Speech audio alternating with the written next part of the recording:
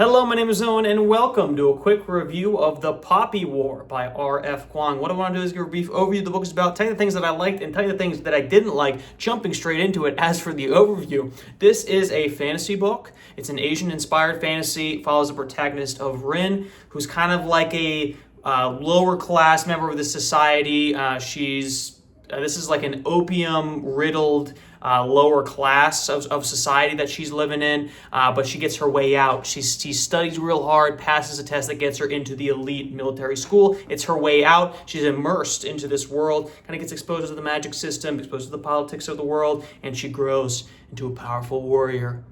That's the very, very basic, very general premise of this story. Now, listen, guys. Listen. Things are about to get a little bit controversial up in here because Poppy War is a very, very popular series. A lot of people love it. Let me just give it to you straight off the bat. I did not particularly enjoy this book. Okay, so we're going to start off with the things that we did like, and we're going to move on from there. The things that I did like, actually the whole first main part of this book wasn't the greatest thing I ever read, but I was engaged in the story. This whole storyline, and I'm going to be spoiling the poop out of this. All right, so if you haven't read the book, you plan on reading the book, maybe stay away from this. Okay, but Rin's story, she studies for the test, gets into this college, and her exploring that, meeting the classmates, very Hogwartsy, pick your class, pick your master, pick your area of study, then you're going to go from there. There's the headmaster of each group, and you got to earn your keep or whatever, but it's also the kind of reminiscent of Fourth Wing, oddly enough. Why am I comparing things to Fourth Wing? Well, because it's a military school where there's magic involved, but the magic in this one's a little bit more vague, but it's also, it gave me very Fourth Wing vibes, guys, which, especially in terms of the enemies dynamic where they become friends with the son of the Dragon Lord kid or whatever. Very Fourth Wing vibes. So take with that as with what you will. A lot of people have a lot of opinions about Fourth Wing. If you want to know my opinion about it, perhaps you should see it yourself. It's on my channel. But this whole thing of the school and then her picking the not so often picked lore school of study, and then kind of learning about this vague magic system, is there magic in this world or is it fake? Is it just rumor? Is it just legend? Are the gods real? And then learning that they are real, and then having this whole arc of her teacher being listen, these people used to channel the gods. It's not good. It's not good. It's about what is the purpose of gods, and what does it mean to truly believe? Are they here to support us, or are they just beings of cosmic power, and we should respect them, we should show reverence? The whole spirituality discussion, I guess, is what I'm trying to say in the first half of this book. After we get established that this is a fantasy book where the urchin girl is going to earn her keep, that's all very generic. It's been done a lot of times, and it's done fairly solidly in this first half of the book. The whole spirituality discussion with her master, and that whole portion of it was very, very engaging, and I did like that. And I liked all her characters that she met. I liked all her little friends. They all had little quirks. There was the nerdy one. There was the girl who's you shouldn't mess with because she's a really good fighter. And then there's a guy who's a really good fighter, but he's really cocky. All your favorite archetypes are there, and you know what? I was having a good time. I was enjoying it. But here's where things go sideways, perhaps. That's the first half of the book, and I enjoyed the first half of the book.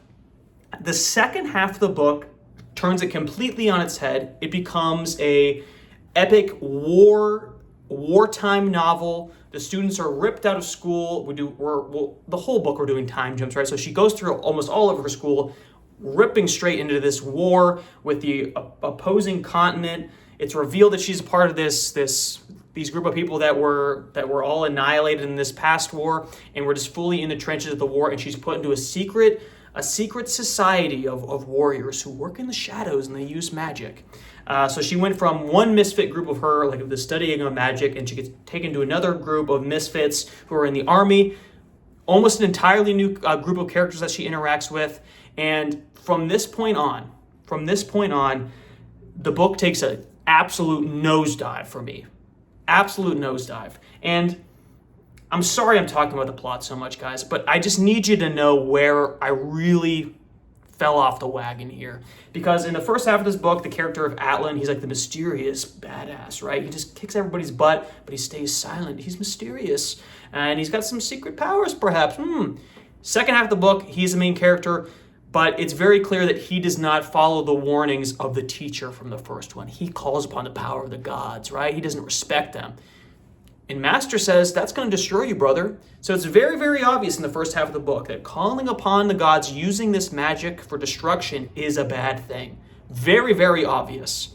And yet, in the second half of this book, well, the first half, she's kind of struggling. It's like, oh, but I want power, okay? Weird motivation for her to really want power really bad and become like the best general ever. Don't know where that came from, but we're going to put that aside. It's very obvious that she's going to have to struggle to overcome that, and then she's going to be a counterpart to Atlan who always uses it, right? It's using her master's teaching to counter him. That's not exactly what happens. Instead, we have this debate where the entire second half of the book, we're learning that, yeah, Atlan, he's not the mysterious hero. He's kind of using his power. He's kind of over the edge. He's kind of got anger issues. The god of fire is consuming him. He's turned into a madman. And yet, we just have the same repeated conversation where Rin talks to herself. She goes, I learned that this is bad, and yet I'm going to do it anyway.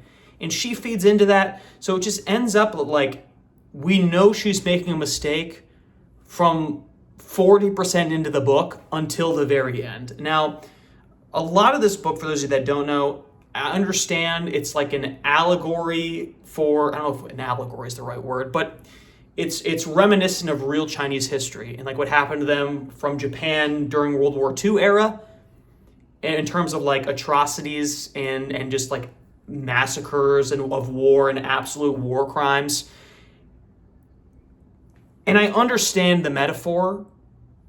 It just doesn't work. It just doesn't work. It seems like in this book there are no likable sides to this story, because it's very obvious from the very beginning of the book that the kingdom in which Rin lives is not ruled by the most moral people. They infuse opium into the country to keep the people docile. And yet all of a sudden she wants to be their best general. She wants to fight the hardest for them. They reveal at the halfway point of the book that the Empress is betraying members of the secret magic army. Strange, and Rin has joined that army, so therefore Empress is a bad person. But we're not going to talk about for now, because we're going to fight the enemy continent who just does absolute atrocities. And it's, quite frankly, in my opinion, it's gore for gore's sake. There's some very gruesome, like very explicitly gory chapters, which I just felt like, we get it, it's an atrocity. I don't need to read all that. So then there's that character, or those characters, the other continent. So it ends up like we're watching someone who's doing a bad thing by clearly like letting this destructive force take over her body, team up with a guy who's done it even worse, and they're a small subsect of our army that's against the Empress, who we don't like, who rules a country that we don't like, and they're fighting a country that just commits absolute war crimes all the time, slaughtering babies, just obliterating town sides. So there's really no one to root for here. And the end of this book, where she finally decides, like, screw it, we're going to let the god in, we're going to nuke an entire continent. She does that, and everyone goes, why'd you do that? You clearly just murdered millions of innocent people. And she still doesn't understand where she went wrong there. So it just leaves me wondering why. Because really, why? I understand the metaphor, I understand the allegory to real life history, but if we know what is the bad thing to do in a fictional novel, and you're going to make us spend half of a book introducing us to new characters, by the way, which I think is another very strange literary decision, to just take all the school children characters we all know and love and just say, hey, here's some new wacky weirdo magic people who aren't quite moral. And we're going to watch them do the bad decision. We're going to watch her, in the end, make the ultimate wrong decision, even though there's the scene again where the master goes, please, remember what I taught you. This is the wrong way. And she goes, no again. And I understand people must have had a different reading experience from me. It just felt, and it's my fault, because the most interested I was the conversations that Jiang, this master, was teaching her.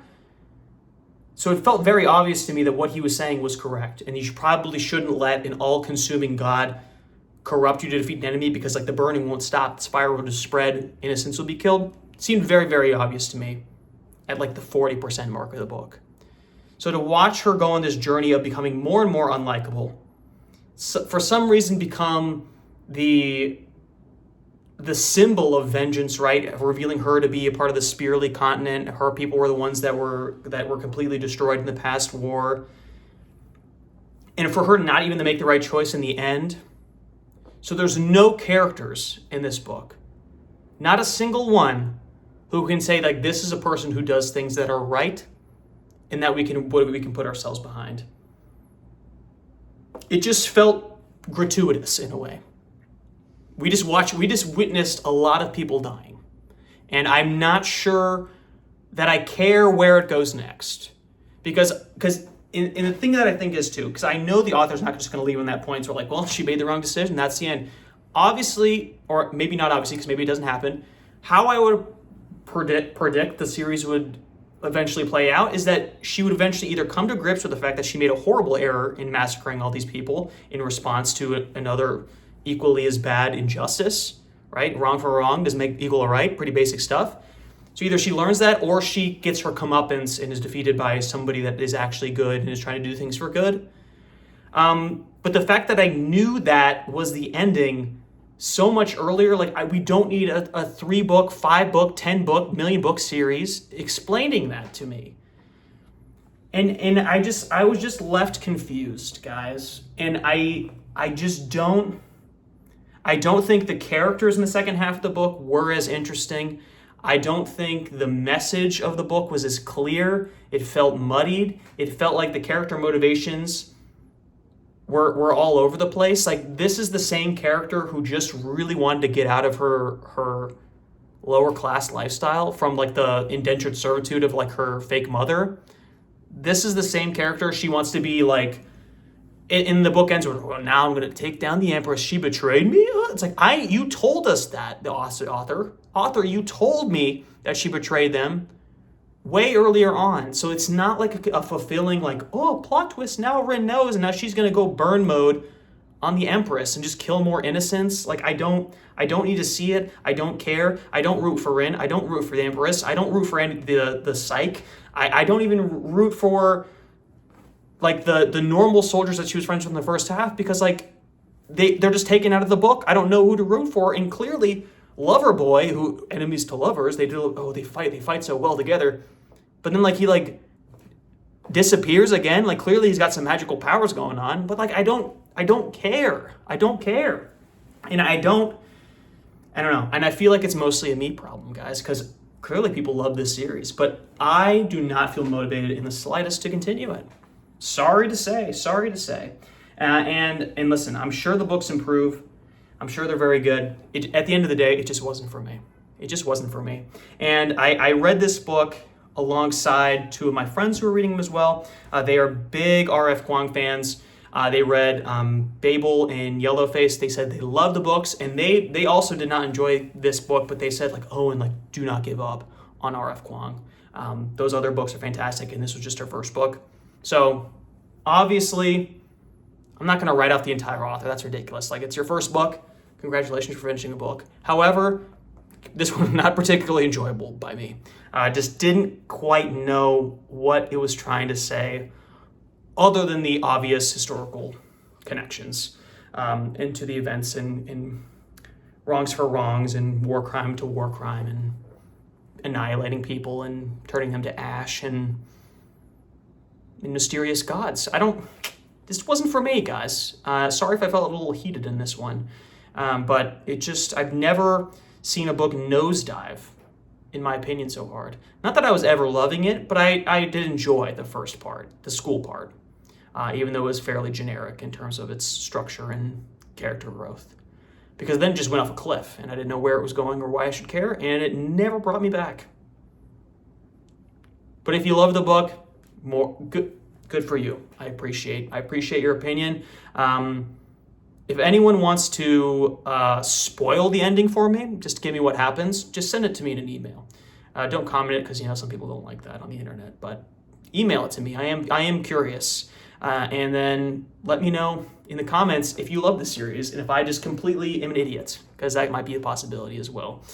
Be sure to like and subscribe if you like the video and you want to see more like in the future. I'm not always this angry, guys. And I'm not angry. I'm just disappointed. Thanks for sticking around.